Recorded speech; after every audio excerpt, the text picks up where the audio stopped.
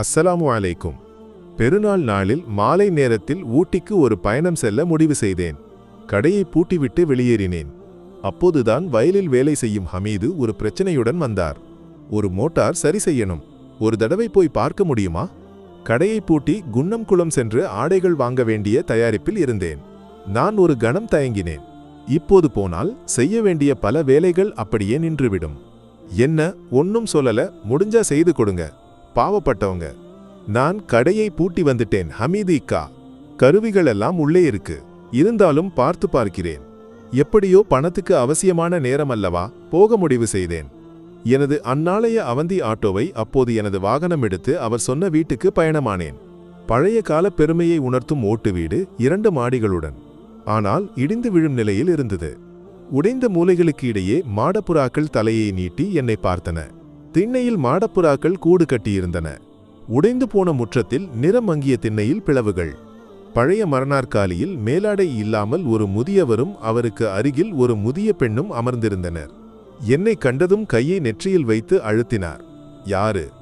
என்ன வேணும்? நான் ஹமீது இக்கா சொல்லி வந்தேன். இங்கே மோட்டார் சரி செய்யணும்னு சொன்னார். அந்த முதியவரின் முகத்தில் மகிழ்ச்சி கண்கள் ஒளிர்ந்தன. அவருடன் இருந்த அந்த பெண்ணின் முகமும் பிரகாசமானது. பெருநாளுக்கான எந்த ஏற்பாடுகளையும் அந்த வீட்டில் நான் காணவில்லை. பிள்ளைகளை திருமணம் செய்து அனுப்பியிருக்கலாம். பிள்ளைகளின் கூச்சலோ ஆரவாரமோ அங்கு இல்லை. இந்த இருவர் மட்டுமே இந்த வீட்டில் இருப்பது போல் தோன்றியது. கையை முழங்கையில் வைத்து உடலை தாங்கி அந்த முதியவர் நாற்காலியிலிருந்து எழுந்தார். மோட்டார் குடிசையை நோக்கி நடந்தார். தள்ளாடியபடி நடந்தார். கால்கள் தரையில் உறுதியாக பதியவில்லை. முழங்காலுக்கு உரையறதுன்னு பாலச்சந்திரன் டாக்டர் சொன்னார். இனி இப்போ என்ன உரையிற? ஒரு அடி நடக்க முடியல. என்ன வலி? அல்லாஹ். நடக்க முடியலனா எந்த காரியமும் நடக்காது. நான் முணுமுணுத்து கேட்டேன். அவருக்கு பின்னால் நடந்தேன். அவர் தனக்குத்தானே பேசிக்கொண்டு கழுக்கு மரத்தோப்பு வழியாக சற்று தூரம் நடந்தார். இதோ இதுதான் மோட்டார் குடிசை. மகனே, நீ பார்த்து சரி செய். நான் இங்கே உட்கார்ந்துக்கிறேன். மேற்கூரை முழுவதும் இடிந்து விழுந்த அந்த மோட்டார் குடிசையில் நுழையவே பயமாக இருந்தது. கதவு பாதி இல்லை. உள்ளே சிலந்தி வலை, குப்பைகள் நிறைந்திருந்தன. பாம்பு இருக்குமோ? இங்கே எல்லாமே குப்பையா இருக்கே இக்கா. பல வருஷமா கெட்டு கிடக்குது. வீட்டுக்காரி வற்புறுத்தினதால தான் சரி செய்யலாம்னு நினைச்சேன். கூட வந்த பையனை வைத்து எல்லாவற்றையும் சுத்தம் செய்ய வைத்தேன். முதல் பரிசோதனையிலேயே மோட்டார் எரிந்து போனது தெரிந்தது. வந்துவிட்டோமே, மீண்டும் ஒரு முறை சோதித்தேன். இக்கா, இது எரிஞ்சு போச்சு, இதை ரீவைண்டிங் செய்யணும். அவர் ஒரு நெடுவீர்ப்பு விட்டார். பாவம். பின்னர் மார்பில் கை வைத்து சற்று நேரம் என்னை பார்த்தார். இனி என்ன செய்ய என்ற பாவனை.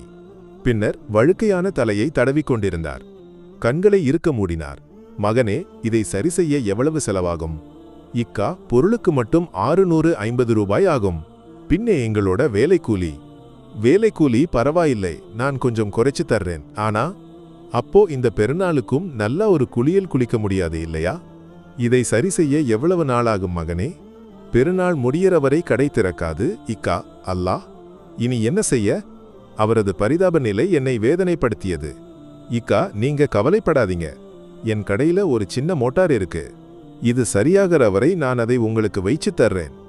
அப்போது அவர் முகத்தில் தோன்றிய பாவனையை இன்றும் என்னால் விவரிக்க முடியாது. அவர் ஒரு மகிழ்ச்சி மூச்சு விட்டார். கூட இருந்த பையனிடம் கடைக்கு போய் மோட்டார், குழாய், தேவையான பொருட்கள் எடுத்து வரச் சொன்னேன். மகிழ்ச்சியில் இருந்திருக்க வேண்டும். அவர் எனக்கு ஒரு டீ ஆஃபர் செய்தார். நில்லு, அவன்கிட்டே சொல்லு, ஒரு டீ குடிச்சிட்டு போய் எடுத்தா போதும்னு.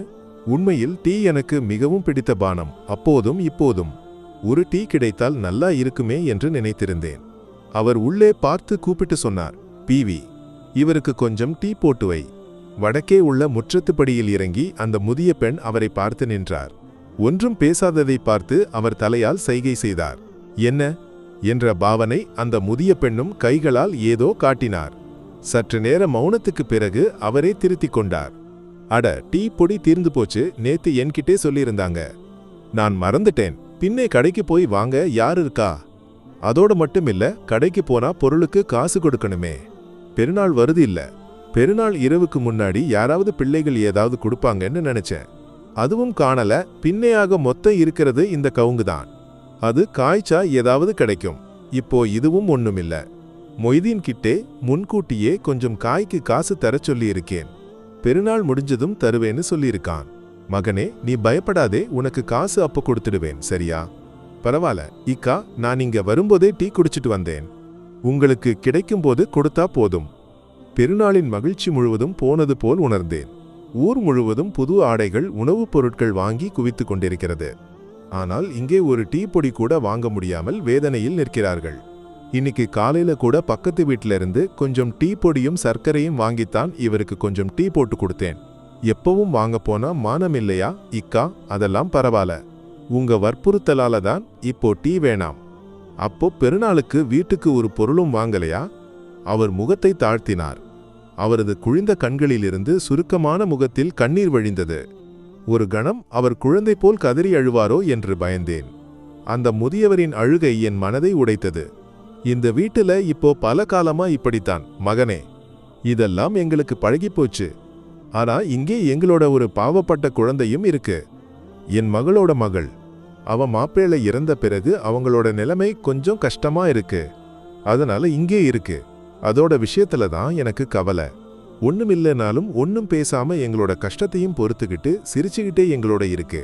அந்த பாவப்பட்ட எதிமானதால அந்த குழந்தைக்கு ஒரு நல்ல வாழ்க்கை அமையல. இதெல்லாம் யார்கிட்டையும் சொல்லக்கூடாது. சொல்லாம இருந்தா இப்படி பட்டினியும். இந்த வீட்டை பார்த்தா இங்கே பட்டினின்னு யாரு சொல்லுவா? ஒரு காலத்துல இருந்தது. அந்த காலத்துல இந்த வீட்டுல எவ்வளவு ஆரவாரம் இருந்தது. உள்ளேயும் வெளியேயும் வேலைக்காரர்கள். வருஷத்துக்கு வருஷம் சாப்பிட நெல்லும் மத்தவையும்.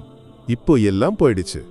அப்போ அனுபவிச்ச சுகத்துக்கு ஒரு கஷ்டகாலமாக இருக்கும். ஒவ்வொன்னையும் வித்து மகள்களை கட்டி கொடுத்து பாகம் கொடுத்து எல்லாம் போயிடுச்சு.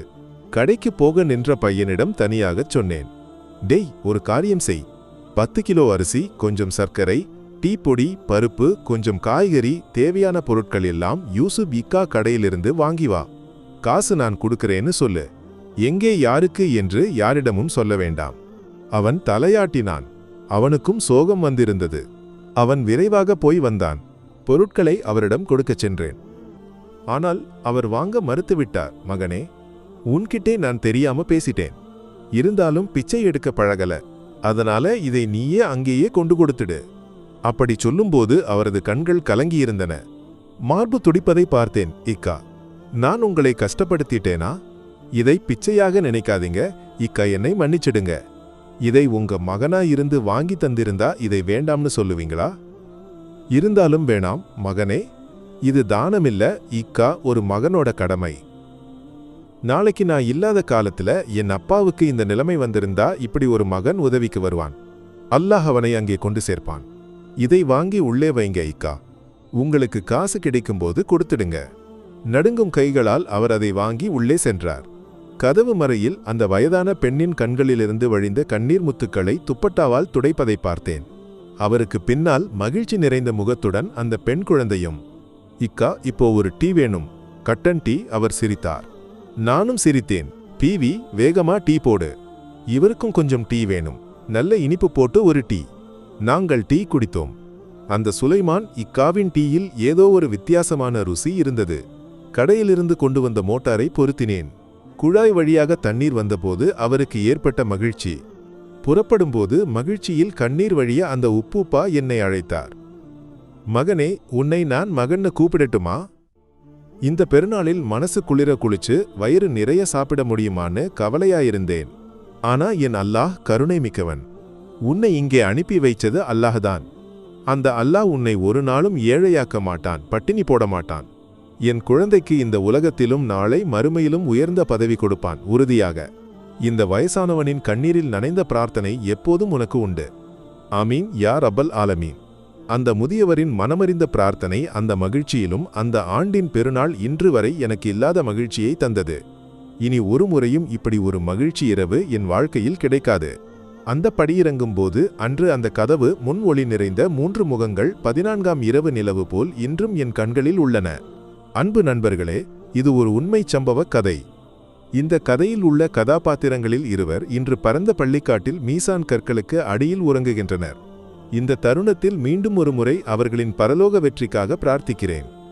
சில பெரிய வீடுகளில் ஒரு வேளை உணவு கூட கிடைக்காமல், கை நீட்ட முடியாமல், பசியால் எரியும் வயிற்றுடன் யாசிக்க முடியாமல் வாழும் உயிர்கள் உள்ளன. அவர்களை கண்டறிந்து நாம் உதவ வேண்டும். அதன் மூலம் கிடைக்கும் மனநிறைவும் உடல் மகிழ்ச்சியும் வேறு எதிலும் நமக்கு கிடைக்காது.